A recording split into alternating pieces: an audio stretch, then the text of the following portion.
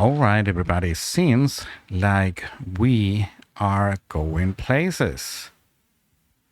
And back. And forth.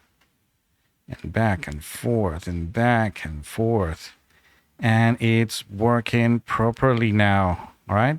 And it just happens when, it goes forwards and back, but I'm going to make it go sideways also. I now know how to get that speed, right? So we're going to be able to do things like, walking like this. This is my dream come true. Like grabbing a character, push it in, no play, everything in editor, just the animation blueprint, managing everything from there. And let me show you. It's pretty easy. So I can grab, the SK Manny and drop it there. And I should add the same animation blueprint, this one right here, into this dude right here, like this. And that's it.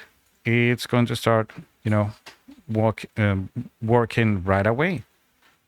Without having to use a blueprint, it's just a skeletal mesh with some animations on it.